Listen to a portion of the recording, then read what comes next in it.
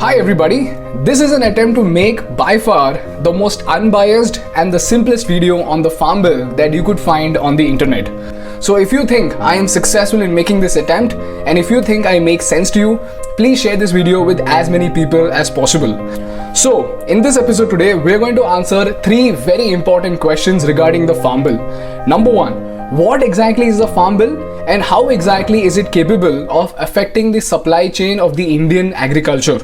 Number 2, why exactly are the farmers protesting? And number 3, what exactly are the after effects of the farm bill? And most importantly, what is your role and my role in actually helping the government make sure that this bill is executed to perfection in such a way that it benefits the farmers and protects them at all costs? With that, let's get started. So to start with the basics, we have 3 bills which have now become legislations. The first bill was Farmers Produce Trade and Commerce Act 2020. Number 2, Farmers Agreement on Price Assurance and Farm Services Act 2020. And number 3, the Essential Commodities Act 2020, which is an amendment. Now, let us try to break them down and try to understand each one of them in depth. Let us begin with the first bill, and that is the Farmers Produce Trade and Commerce Act 2020. First, let us try to understand the existing supply chain of our food and how does it go from the farmers to the consumers. Now, if you look at the supply chain, people, this is called the post-harvest supply chain. And this supply chain consists of 5 entities. First is the farmer. Second is something called the APMC. I'll explain that to you later. Number 3 is we have wholesalers. Number 4, we have retailers. And number 5, we have the consumers, that is you and me, who eat the food that is being harvested by the farmers. Now, when it comes to this entire supply chain, we are familiar with all these terms except for one, that is the APMC. Now, APMC stands for something called Agriculture Produce Market Committee. And you must have heard this term all the time in the news every time you searched for the farm bill. तो पहले ये जानते हैं कि APMC होता क्या है and इसका back story क्या है. So people, the story of the APMC dates back to the post-independence period, wherein it was observed that the agricultural supply chain of India was a complete mess, and the farmers were being exploited by something called the middlemen cartels. तो सवाल ये है कि ये middlemen cartel होता क्या है? Now, for the people who have watched Narcos and Netflix, you will understand what is a cartel. For the people who haven't, here's an explanation to the same. A cartel is nothing but when a group of middlemen come together and they decide to regulate the prices as per their will. A very simple example of the same is if you and I, we are both middlemen, we will team up with the rest of the middlemen in the area, and what we will do is we will force the farmers to decrease the price of the produce. For example, if the farmer is offering his produce at 2000 rupees per ton, what our team will do is, since we are the only people that the farmer can sell his produce to, we will refuse to buy the produce. And when the farmer has no other way to sell the produce, he will start decreasing the prices. And we all will decide a price together, say 500 rupees per ton, and we will not buy the produce from the farmer until he brings down the price to 500 rupees. So the helpless farmer, because he has nowhere else to go, he has to sell the produce at 500 rupees to us. Eventually it will make us rich, and we have exploited the farmer successfully using our cartel. So when this was observed all across the country, the government had to step in, and that is the reason why the government established an authorized body which is called the Agriculture Produce Market Committee, which will act as a mediator between the buyers and the farmers. Now, the way APMC functions is by levying taxes on the transactions that happen between the buyers and the farmers. Now, a very important point that is to be noted over here is that the purpose of APMC's existence is to prevent monopoly like the middleman cartel and to make sure that the farmers are not exploited. Remember this very carefully because this has got an important reference ahead in the bills. Now, there are 3 important attributes of the APMC that you need to know if you want to understand the bill better. The first aspect is that every buyer in the APMC needs to have a license from the government to buy the produce from the farmer. And without the license, this buyer cannot buy the crops from the farmer even if he offers better prices as compared to the people in the APMC. Number 2, the farmers are not allowed to sell their produce to a manufacturer or a processor, and they are to sell their produce only at the APMC. And number 3, and most importantly, the government issues a base price, which is the minimum price at which the buyers are supposed to buy the produce from the farmers. And this base price is what we call as the minimum support price. Alright, this is again a very important term, so please make sure to keep note of the same. Now, just like MRP is like the upper limit of transaction for a particular product in our retail stores, MSP is the lower limit below which a buyer is not supposed to buy the produce from the farmers. Now, this MSP is decided by the government every season to make sure that everybody is informed about it, such that the transaction will happen either at MSP or above the MSP. So on paper, this looks like a fantastic idea, but in reality, things are very dark. And the shocking fact is, people, according to the Shantaram committee report, less than 6% of the farmers have been able to sell their produce at an MSP.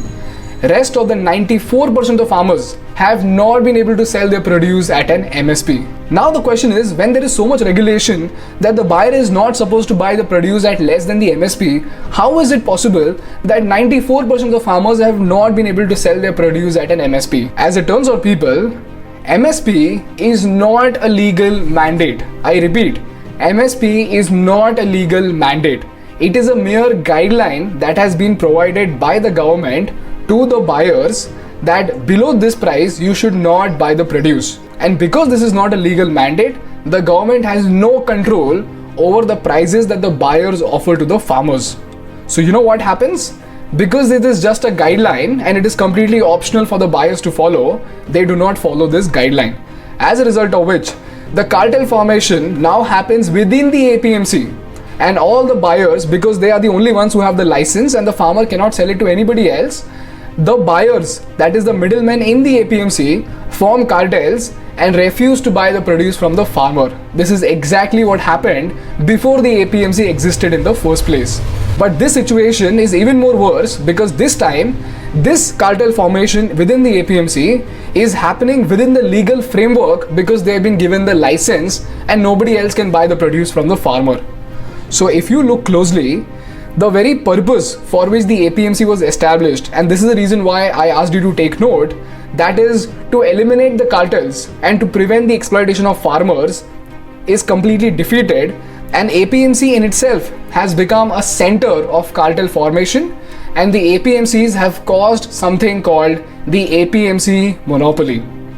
And that is where the first bill comes into play, that is the Farmers Produce Trade and Commerce Act 2020. And this legislation states that subject to the provisions of this act, any farmer or trader or electronic trading and transaction platform shall have the freedom to carry on the interstate or intrastate trade and commerce in farmers' produce in a trade area. And on top of that, the government has also made sure to not levy any taxes on the transactions that is going to happen between the buyer and the farmer outside the APMC. This means that the legislation has taken off the restriction from the farmers to sell only at APMC, so that if they are being given better prices by the private buyers or the contractors or the manufacturers or the processors, they can sell their produce to those people instead of the middlemen who have formed cartels just to exploit the farmers. Now the question is this good or bad? Well, it has got a loophole which I'm going to cover at the end of this episode. So just make sure to pay very close attention to when I refer to the loophole. So with that, we come to the conclusion of bill number 1. Now let us try to understand the second bill, and that is the Essential Commodities Act 2020. Now what does this act state? This act states that you can actually store as much produce as you want as a farmer in your warehouse, and only when you deem it to be suitable enough to bring it to the market, you can bring it to the market. But initially, before the bill was passed, this was completely illegal, which means the farmers cannot store their produce at their warehouse. The question is, why did that exactly happen? So let us try to understand that with the story. This time, it was not the middlemen who were exploiting the market, it was the farmers who were exploiting the market. The question is, how did they exactly do it? As it turns out, people, this was done using something called artificial regulation of prices, which means what? After the produce was harvested, the farmers used to store it in the warehouses for such a long time, such that it will create scarcity in the market. A very simple example of the same is, if you and I, we are both farmers, we will now team up just like the middlemen in the previous case. And what we will do is, if we are growing potatoes and the market price of potatoes is like say 2000 rupees per ton. So what we will do is, we will store the potatoes in the warehouse such that all the potatoes in the market will get over. Eventually, it will lead to the scarcity of potatoes in the market. So in the market, if the scarcity of potatoes is being caused, what will happen? The price of the potatoes will start shooting up slowly and steadily. So we have decided that only when the price of the potato shoots up to 3000 rupees per ton, that is when we will bring the potatoes to the market. And because of the scarcity, the price shoots up and the price reaches 3000 rupees per ton. Now, suddenly, this scarcity is served with a lot of abundance, wherein all the farmers like you and me suddenly release all the potatoes into the market. Now the question is, why exactly is this bad? People, if you see, for you and me, if we pay say 5 rupees extra for 1 kilo of tomato, it's not really going to make a difference. But if you look at the life of the people in the lower economic strata, for a mason who makes say 800 rupees a day, for him 10 rupees surcharge on 1 kilo of tomato is something that is exorbitant. As a result of which, the artificial regulation of prices was happening at the cost of the economic distress of the common man.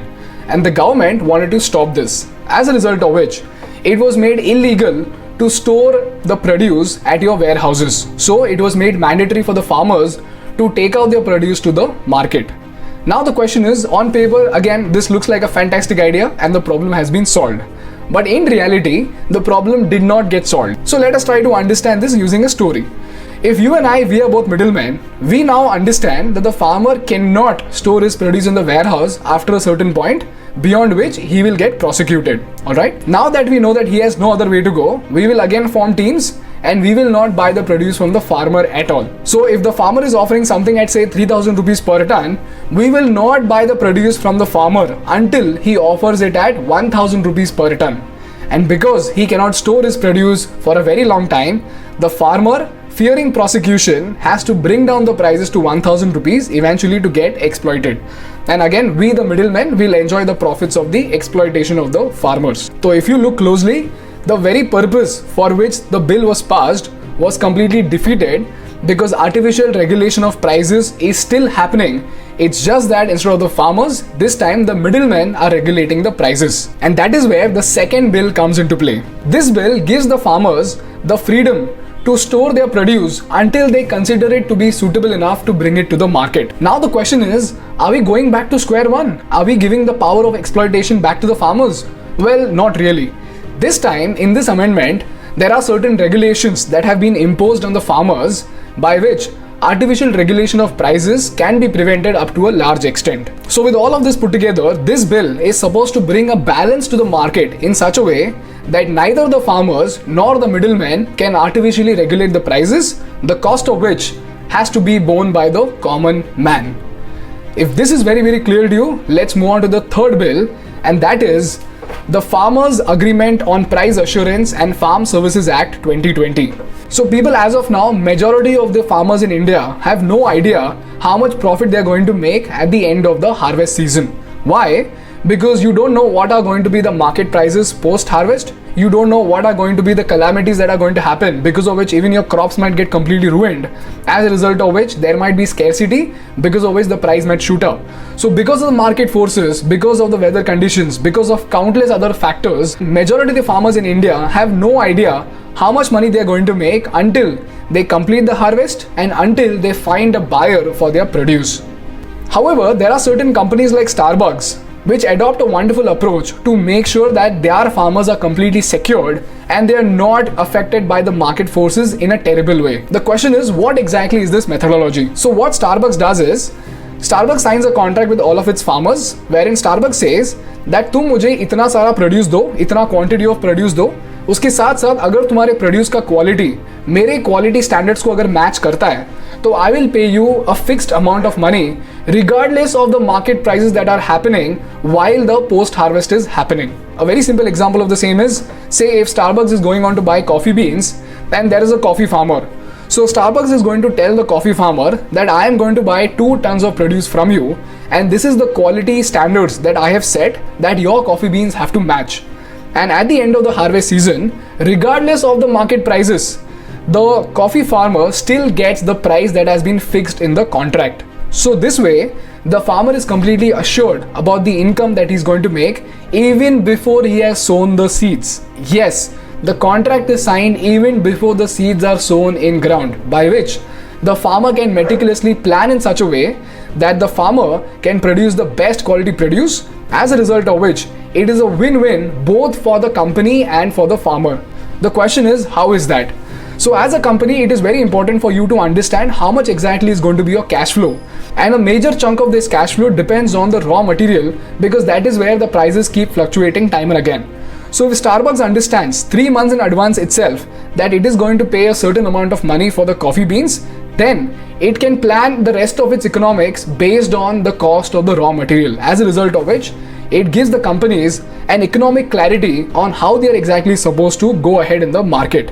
At the same time, the farmer is also provided security that he does not have to worry all the time about the market forces, and even if something like famine happens, some companies also include insurance in the contract such that even if the farm is completely destroyed, and a very simple example of the same is, suppose locust attack agar ho gaya, even then the farmer is given a certain amount of money so that he is completely secured. Why? Because companies like Starbucks consider it to be their prime responsibility to make sure that the people whom they are dealing with are completely secured and do not face any turbulence because of the market forces. And this is exactly what the third bill, that is the Farmers Agreement on Price Assurance and Farm Services Act 2020, is all about. Over here, tomorrow if say JioMart wants to sign a contract with the farmer, JioMart can give the farmer the security that is needed for him to sell his produce regardless of the market forces, and this contract can be signed even before the seeds are sown, as a result of which the farmer can be rest assured about the prices, and JioMart can then plan its supply chain strategy based on a fixed price, which is going to give the company clarity and it is going to give the farmer security. And this is the explainer that I have for all the 3 bills. Well, the story is not yet complete yet. The question is, if all these bills are so lucrative, why exactly are the farmers protesting? And is the farmers' protest exactly justified? And the answer to that is, it is absolutely justified. The question is, what exactly is the story? As it turns out, people, the farmers are protesting for 2 reasons. The first reason why they're protesting is that they want MSP, the minimum support price, to become a legal mandate, and they want it to become their legal right to be able to claim the MSP for their produce. And secondly, they fear something called corporatization. And that is what brings me to the most important segment of the episode, that is, what exactly are we supposed to do to help the farmers to make sure that they get the protection that is needed and the government is able to execute this bill properly such that we and the farmers both are benefited by it. Now, the reason why I say that this is the most important segment of the episode is because people, the media has completely rubbished upon the whole idea of corporatization, and everybody is telling you that corporatization is bad, but very few, in fact, I have seen none of the media articles to have ever referred to the fact as to what exactly is corporatization and why is it bad. Everybody only knows that it is bad, but nobody knows why. Now, first of all, people, I got to tell you that corporatization is by default going to happen regardless of whether or not we like it, alright? And the fun fact is that corporatization to some extent is actually extremely beneficial for the society. And the way media is portraying it, it is not as evil as they say. But beyond a certain point, corporatization becomes evil. And this point is where the loophole that I was talking about in the first bill actually comes into play. The question is, what exactly is this point? Now, if you look closely, people, we have laid a very solid foundation in the 21st century for the digital era wherein startups can actually flourish. Alright? Now, these startups include Big Basket, Grofers, Ola, Uber, and so on and so forth. But if you look closely at how these next generation startups are actually evolving in the market, you will be able to very discreetly understand the loopholes that these bills are actually providing to these companies, which will again result into farmer exploitation. The question is, how does that exactly happen? So let us try to understand this using a very simple example. Now, if you look at the evolution of service-based startups like Ola and Uber, you will see that these services have actually pushed our society to the next level by giving us extreme convenience, and they have created massive employment in a sector which was initially very unorganized. A very simple example of the same is the taxi industry. Initially, the taxi industry was highly unorganized, and you know what? Again, cartel formation was happening in the taxi industry. But the moment Ola stepped in, this cartel formation was completely eradicated, And we were given the convenience to actually make plans completely being dependent on these cab services. So Ola made it extremely accessible and made it extremely trustworthy for us to opt for the cab services. But if you look very closely, you will spot a loophole in the scaling up of these companies, which is actually not good for the society. The question is, what exactly is that? So to put that straight, there are actually 4 phases in which service-based companies like Ola, Uber, Jio, Big Basket Grofers actually capture the market.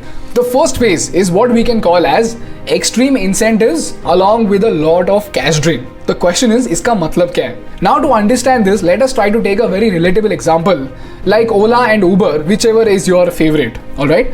Now if you look at the evolution of Ola, you will see that in phase 1, initially during the early Ola days, you must have got countless coupons, you must have got a lot of free rides, and you would have got insane offers which would have tempted you to opt for the service in the first place. In fact, even for downloading the app, they were giving some sort of a reward or the other. Alright, and same is the case with Google Pay also.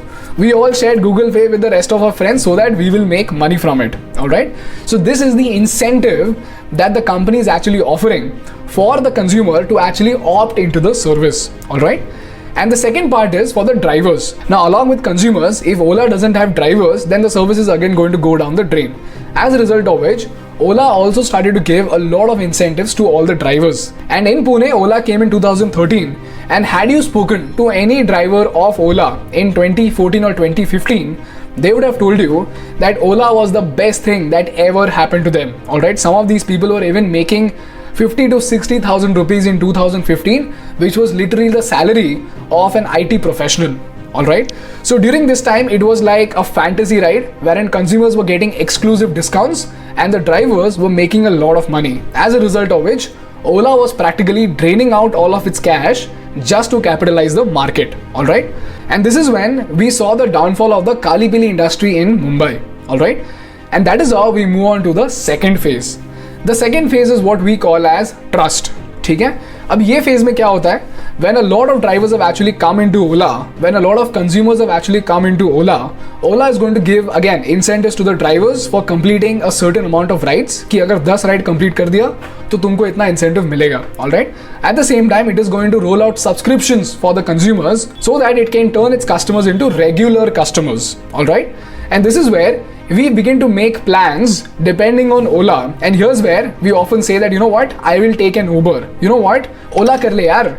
These are the slogans which often got famous during the second phase of the evolution of Ola, that is trust building. Alright. And with that, we move on to the third phase. And the third phase is what we call as dependability. इसका मतलब क्या है कि अभी Ola and Uber इतना ज़्यादा normal हो गए हैं that for this entire generation, there has been a paradigm shift wherein it was observed that our generation has stopped believing in owning a vehicle in the first place. Alright? That is the reason why if you talk to any person in Bengaluru or in Mumbai, they will tell you that it is crazy to own a vehicle in this city because Ola and Uber are so accessible that we might as well take a cab. And this is when a majority of the office goers in Bombay and Bangalore also started to opt for the shared cab services when these companies became a part of our lifestyle.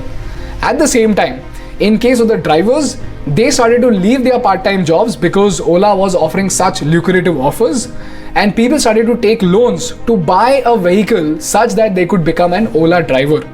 And this phase is what we call as irreversibility. As in what? We are experiencing an irreversible change in our lifestyle from which we cannot go back. Another very simple example of the same is Jio. Now we have got so much accustomed to internet in our life that tomorrow if Jio starts shooting up prices, we will still be ready to pay the prices to Jio because today a life without internet almost sounds like a life of a caveman. Alright? So this is an irreversible change in lifestyle that has happened in our life. Now in case of the drivers also, because these people have taken loans, because these people have left the part-time jobs, an irreversible change in their lifestyle has also happened, which has resulted into an interlocking wherein the consumers and the drivers have been locked into the ecosystem of Ola and Uber. Alright? Now until this phase, everything is fantastic because we are getting the convenience and drivers are getting regular income. And this is where the gear shifts to the next phase, that is phase 4. And this phase is the evil phase wherein the companies start taking control over both the consumers and the drivers. अब इस phase में होता क्या है? Now if you talk to all the drivers, and this is before COVID I'm talking, you will realize that these drivers are actually having such a hard time that 30 to 40,000 कमाना भी बहुत ज़्यादा मुश्किल हो रहा है. And this exact same driver in the early days of Ola was making 40 to 50,000 rupees very, very easily. And at the same time, in the consumers end also, we are being exploited. And I don't know how many of you will be able to relate to this, but then people, you know what? Every time I'm at the airport and every time I try to book an Ola or an Uber, the surcharges are so crazy that a ride which would usually cost me only 350 rupees shoots up to as high as 1000 rupees. And this is where the consumers started to get a lot of distress because of the surcharge that Ola was imposing on the consumers. And this is exactly what is going to happen with the agricultural sector, wherein the loophole is going to come to light. So when these bills come into execution, in phase 1, what is going to happen? Companies like Jio, Big Basket and Grofers are going to offer a lot of incentives to the farmers, just like Ola offered incentives to the drivers. At the same time, they are going to give us such exclusive discounts that if you were used to buying tomatoes at 30 rupees per kilo, you would get tomatoes at 8 rupees and 10 rupees per kilo in the JioMart website or the Grofers website. Alright? Do we have a problem over here? Not at all. The farmers are making a lot of money and the consumers are enjoying the convenience of getting fresh vegetables delivered to their house. The second phase is where we will get used to the services like JioMart and Big Basket. At the same time, the farmers will get used to getting paychecks at the end of every harvest season, which is assured to them because of the contracts. The question is, do we have a problem? Not at all. The farmers are getting fixed income, wonderful. They are getting security, wonderful. As consumers, we are getting fresh vegetables delivered at our house and we do not have to choose कौन सा vegetable लेना है and कौन सा vegetable नहीं लेना है. So it is fantastic. ठीक है? Then we move on to phase 3. Phase 3 is where irreversibility is going to happen, which means what? Our generation is going to entirely forget what it is like to going to the mandi and bargaining with the vendors. And this is something जो कि बहुत हद तक हो चुका है. Alright, we have forgotten to bargain, isn't it? Now at the same time, even for the farmers, they have started to make irreversible changes to their lifestyle, wherein they have started to plan their families in such a way, expecting that this is going to be my income. They have started to take loans in order to have better technology in their farms. Alright? And the moment this irreversibility happens, which means what? Both of us have got interlocked in the ecosystem of the digital services.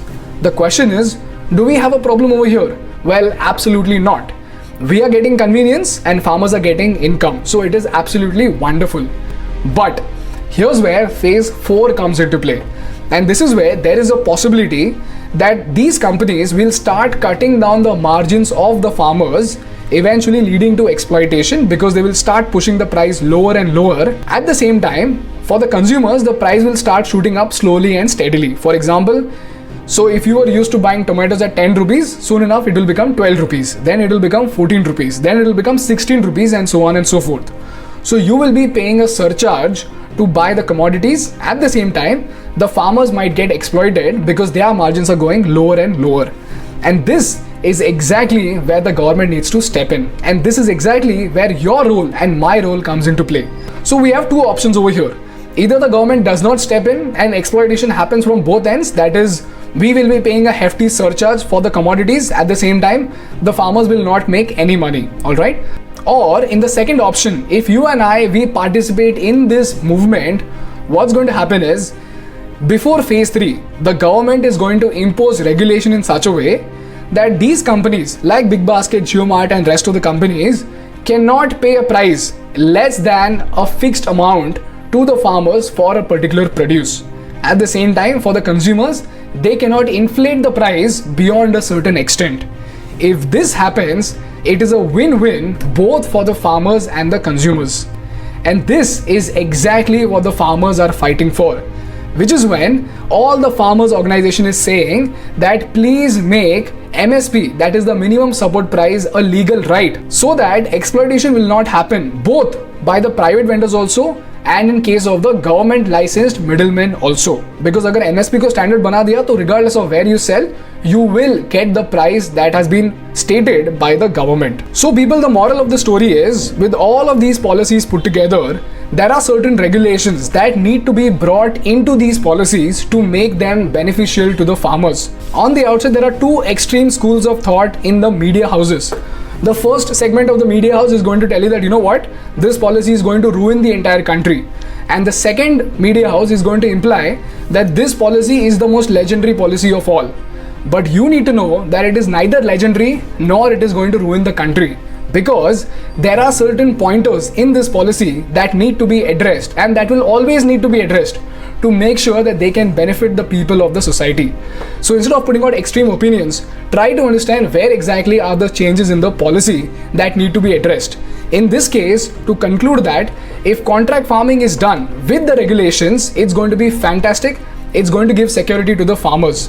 But if contract farming is done without regulation, then you know what?